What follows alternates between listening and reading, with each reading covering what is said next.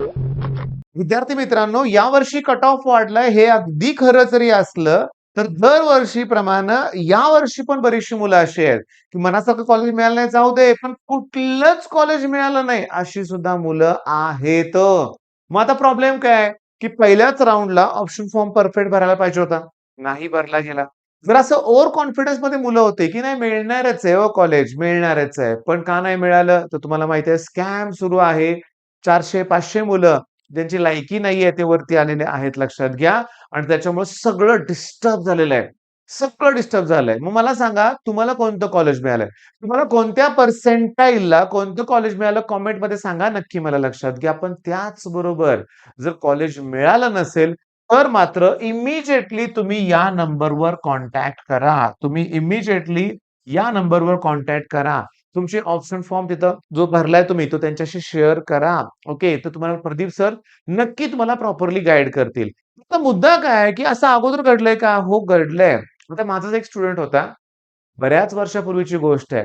त्याने काय केलं माहितीये का? 3च कॉलेजची नावं टाकली. फक्त 3.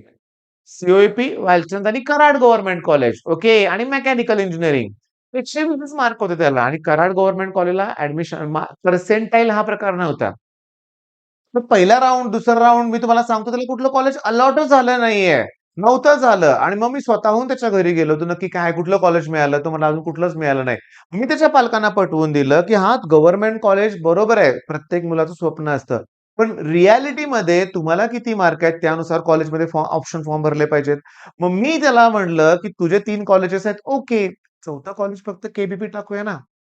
मी तुम्हाला सांगतो पुढच्या राउंडला त्याला के मेकॅनिकलच मिळालं. मी तुम्हाला सांगतो 4 वर्षात ते कंप्लीट सुद्धा झालं. बेस्ट त्याला जॉब सुद्धा सध्या आहे. एकदम सेटल्ड मुलगा आहे लक्षात घ्या. म्हणजे एकदम परफेक्ट सेट झालेला आहे आयुष्यात तो. मुद्दा असा आहे, की तुम्ही कुठल्या कॉलेजला नाव ठेवणं योग्य नाही. हे नकोच मला कॉलेज, मला तेच पाहिजे होतं कॉलेज. नाही. आत्ताच्या काळात तो हट्ट धरू नका आणि एक नम्र विनंती आहे, की नम्र विनंती आहे, आमचं काय झालंय आता जाऊ द्या आम्हाला असा विचार ठेवू नका. मी तुम्हाला सांगतो लवकरच आता लढ्याला तर सुरुवात झालेली आहे. अहिल्यानगरमधून मधून सुरुवात झालेली आहे. गोन्सेस maths academy, Shingare sir, Bhosale sir आणि अजून तिथं भरपूर शिक्षक आहेत. सुरुवात झालेली आहे. ओके. सी-ई-टी सेलपर्यंत गोष्ट पोहोचलेली आहे. सी-ई-टी सेलनं आपल्या एका प्रतिनिधीला बोलवलंय. ओके. आजच म्हणूया आपण. मग सी सेलला आपल्या काही गोष्टी किती त्यांच्यावर रिस्पॉन्स येतोय हे बघावं लागणार आहे. कोर्टात जाण्यासाठी पालक पाहिजेत. क्लासेसवाले कोर्टात गेले तर चालत नाहीये. माझ्या अगोदरच्या व्हिडिओत मी गोष्ट बोललोय तुम्हाला. मग तुमचं पहिला महत्वाचं काम काय? की प्रदीप सरांना कॉल करा. ओके. तुमचं मनासारखं कॉलेज मिळालं असेल तरी ठीक. नाही मिळालं तर पॅनिक होऊ नका. पुढची स्ट्रॅटेजी आम्हाला आमच्याशी बोलूनच ठरवा.